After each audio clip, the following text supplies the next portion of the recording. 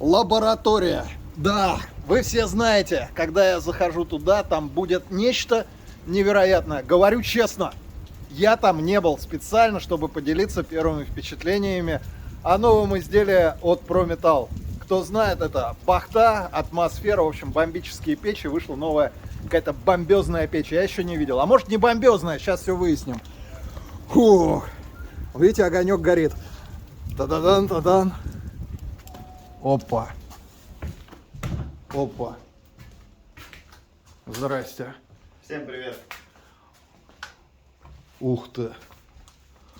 Ну, во-первых, вот первое, что бросается в глаза, некая наследственность с бахтой прослеживается. Но она больше. Она больше, по-моему, процентов на 20. Чего там?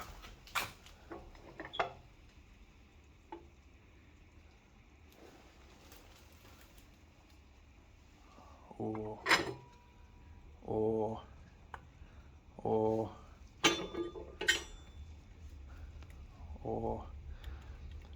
Так. Фу. Так, давайте рассматривать ее. Значит, она не имеет округлых форм, как бахта. Она прям вот, знаете, вот смотрю на нее, ну, это мощь. Прям вот видно то, что мощная, серьезная печка. Так, она более или менее прямоугольная, хотя некое такое вот выпуклое ребрение присутствует. Вот эта вот верхняя крышка, ну прям вот практически бахта бахтой, только больше. Ребра по-другому сделаны. Бахта более выпуклая, ножки высоченные. Здесь все красиво, рисунок, по-моему, другой, не такой, как у бахты. Раз, два, две регулировки пламени. Видим решетку для того, чтобы дрова не выпадали. Ух ты. Здесь тоже своя регулировочка. Ручка. Так, в отличие от бахты, она более эргономичная, то есть она такая скругленная. Так. Варочная поверхность, такая же, как у бахты. Так, отбой. Выход. Так, подключение вижу верхнее. Тут, и можно назад подключиться. Эта вещь отдельно идет. Лира. Ну и все вместе составляет единый дизайн. И дымоход здесь также черный, феррум. Слушайте, ну красиво. Так. Ну прям давайте смотреть. Тут еще полочка такая есть.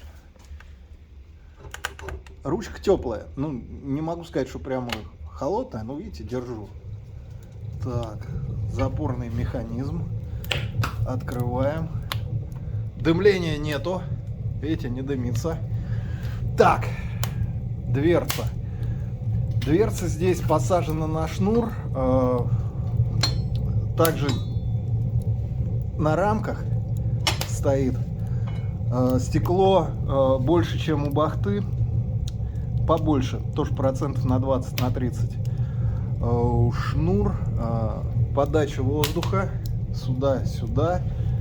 Так, давайте смотреть, что внутри. Внутри мы видим оребрение. Так. Зольный ящик. Ай, горячий. Пальцем так не вынешь. Широкий. Ага. Ну прямо шикарно так. А что? Посмотрите, какой сложный отбойник пламени. Ой, да непростой совсем. Так, а вот это вообще бомбезно. Что вижу? Обратите внимание, расстояние вот отсюда вот до сюда чрезвычайно большое. Прям вот рулетки нету, но может еще найдем все. Сюда можно прямо огромное полено засунуть. Прямо даже может быть и два.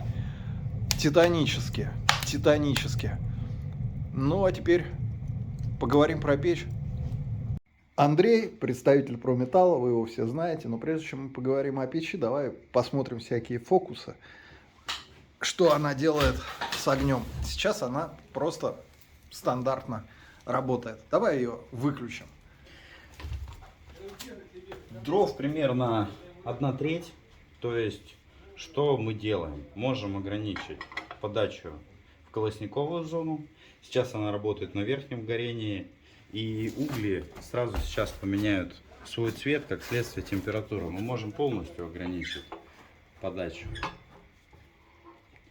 воздуха. Это, скажем так, режим длительного горения, на котором печь может проработать. Ну, я уходил с работы, это 6 часов вечера было, я приходил на работу в 9 часов утра, к 9 часов. Там были еще рабочие угли. То есть, фактически, печь продолжала быть горячей и отапливать. 12 часов. Даже более. Я уверен, что более, потому что я загружал, была половина топки. То есть, примерно с половины топки она работает 12 часов. Если полностью топку, я уверен, что будет более. То есть здесь основная... А стекло, кстати, было закопчено, когда пришел? Да, стекло все-таки в любом случае потемнело. То есть берем обычное строительное лезвие и чистится оно буквально за 2-3 минуты. Ну и дадим немного воздуха.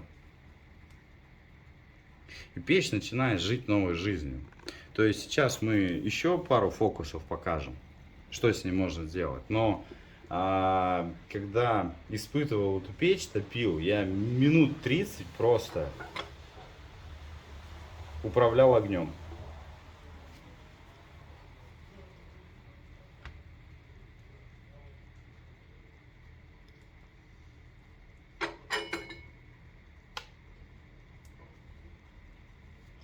Сейчас откроем на полную, покажем все ее возможности, в частности, ну, прям вспомним детство. Картон, который быстро вспыхивает и быстро дает температуру.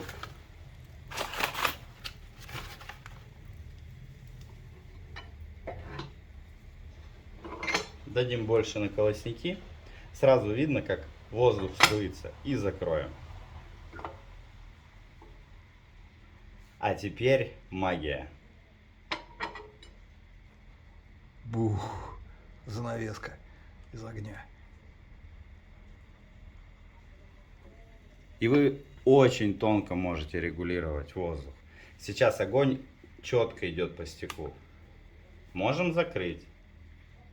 Можем приоткрыть верхний поддув. Здесь шторочку будет видно сейчас.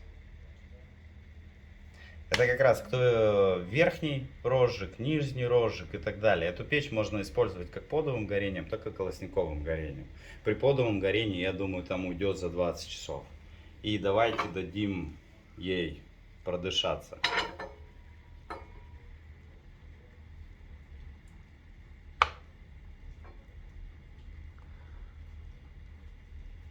Подышала.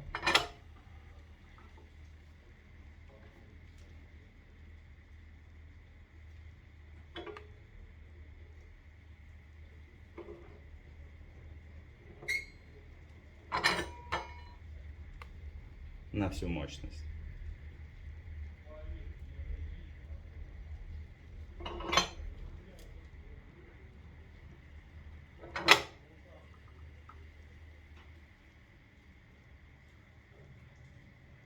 Просто обалдеть. Это первое видео там, где я смотрю, заткнувшись, ничего не говоря. Кстати, да, это парадокс. Толик очарованный прям. Да. Не, она действительно очень классно работает. Офигенно. Не надо рекламы, тут все за себя все говорит горение. Крутяк, крутяк. Давайте оставим чуть-чуть сверху. Ну и продолжим диалог.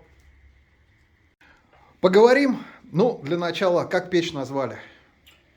У нас, это до сих пор секрет, у нас множество вариантов. То есть, во-первых, кто будет комментировать, обязательно скажите свое мнение. Вы видели, как она управляется, видели, как она горит. Анатолий показал внешний вид.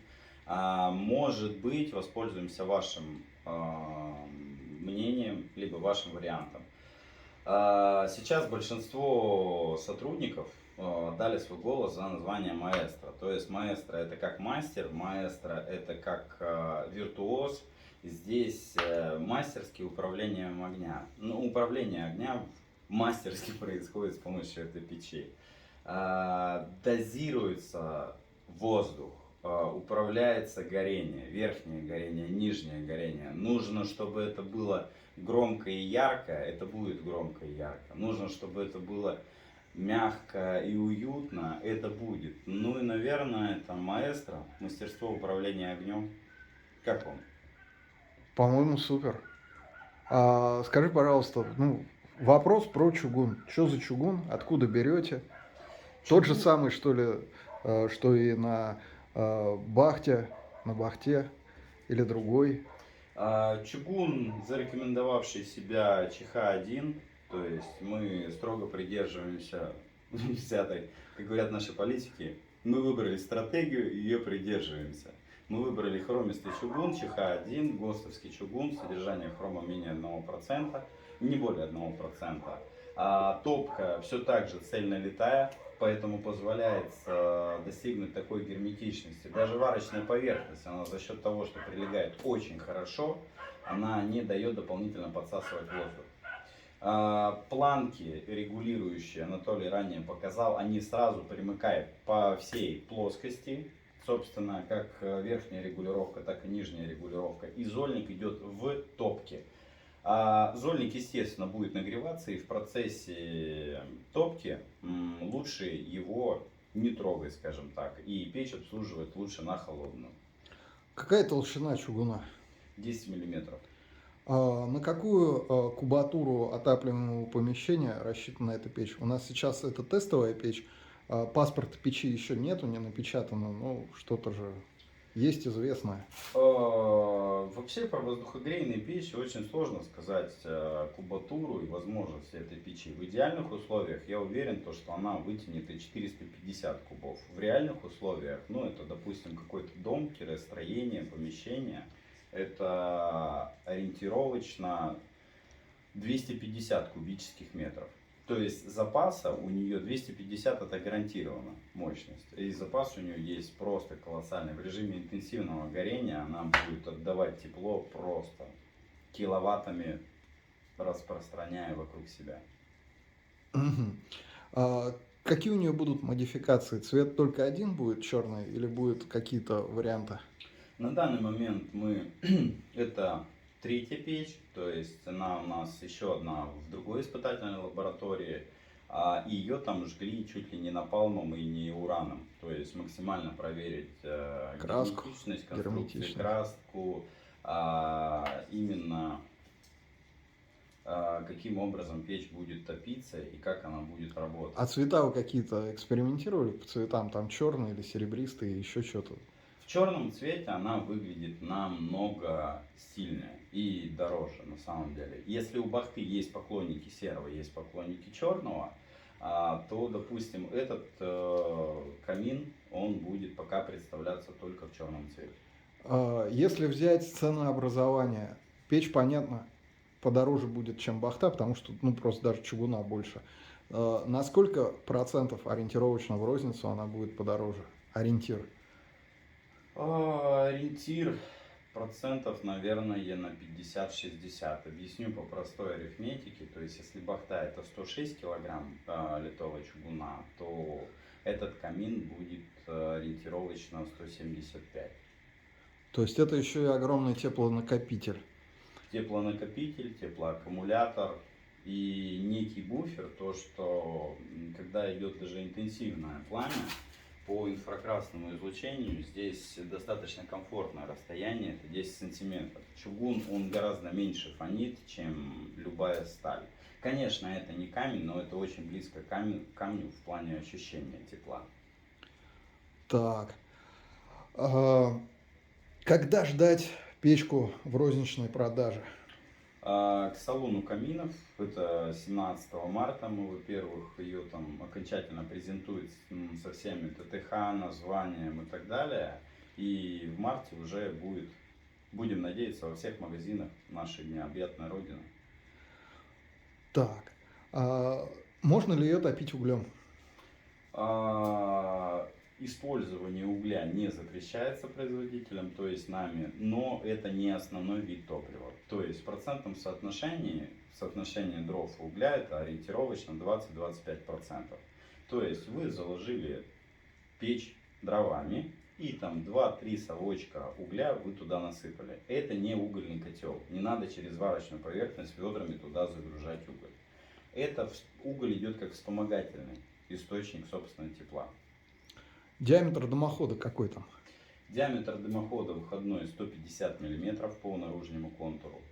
Соответственно, лира здесь идет 150-130. Как вы видите, на 130 трубе он прекрасно работает.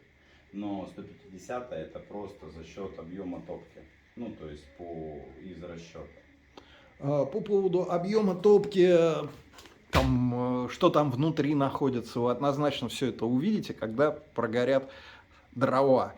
Все вам покажу и еще поговорим о печи. Еще сразу вопрос, почему ножки такие высокие? Ну, во-первых, чугунная печь за счет того, что она монолитная, это цельнолитая. И у нее... Цельнолитая? Вау! Как бахта, только дверца навешивается, да? Она как бахта, только дверца больше, у нее вес больше. Кто примерно понимает знаком с литьем, вы представляете, как это сложно технологически добиться такую конструкцию, сделать цельнолитой, для того, чтобы это было жестко, герметично и надежно. Да, мощняк. Тут он аж в 2 пальца дверца, прям красота. Ну что, я даже не знаю, что еще тебя спросить. Ребят, комментаторы достопочтенные, вы пишите вопросы, которые у вас возникли, на них ответит представитель Прометалла. Ну а я буду ждать, когда прогорят дрова, чтобы показать вам внутряночку. Сейчас на максимум все поставим и вернемся, когда печь остынет. Еще одна интересная штучка, как вот эта вот вещь устроена и для чего, как управлять печь. То есть можно нажатием, если надо быстро. Да. А можно раскруткой, если хотите тонкую настройку. Это при полностью закрытом, извиняюсь, перебью, она не двигается и планка фиксируется. Если мы откроем ее, можно управлять свободно ходящим. Причем это не заклинивает. А верхняя также устроена? То же самое.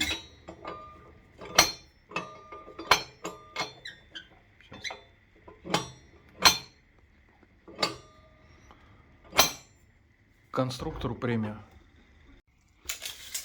Время технических характеристик. Итак, высота 75 сантиметров. Ширина 55 сантиметров. Диагональ, если мы возьмем вот отсюда до сюда, будет 50, но корректнее, так как вот эта вещь съемная, 42. Или если вот так вот, то 34. Высота 35 или 30. Ну и самое титаническое — это глубина полметра. Огромные дрова. Что видим в топке? Дай сюда поближе. Колосник. Вот он. Это, по-моему, стандартный колосник. То есть, как сказать, стандартный? Он стандартный по размерам, большой колосник, но сделан нестандартно. Обычно у колосника вот так вот идут решетки, а здесь решетка по-другому сделана. Так, дальше. Как я говорил, вся печь рифленая, все стенки рифленые широко, а задняя часть стенки рифленая мелко. Мы видим то, что есть изгибы у стенок у всех, и это дает возможности положить дрова, и чтобы под дровами огонь вот так вот еще охватывал и нагревал саму стену. Вообще отличное решение. Давайте вместе посмотрим на верхнюю часть. Что же... Ой, навертели-то, накрутили. Ох, вообще. Атас. Итак, что видим? Вот эта вот часть. У нее огонь еще может пройти вот сюда, вот в это отверстие. Огонь может проходить вот в эти отверстия. Но основная задача, когда горит огонь, ударяется сюда, обхватывает и уходит вот в эти отверстия по сторонам. Вот эта часть съемная. То есть, ну, наверное, вряд ли я ее сниму рулеточкой, но выдергивается. Пальцами трогать не буду, потому что там горячо. Дальше. Вот этот вот элемент. Такой вот П-образный, выгнутый. И огонь туда тоже проходит. Ну, это слишком конструкторски наворочено, я скажу. Конструктор тут свою работу знает. Это вам не абы как там какой-нибудь донышко такое прикрепил и вставил. То есть тут понятно, за счет чего происходят такие красоты. Дальше давайте посмотрим. Нормально. Зольный ящик, он очень широкий и прям такой серьезный, не тоненький, толстенький. Так.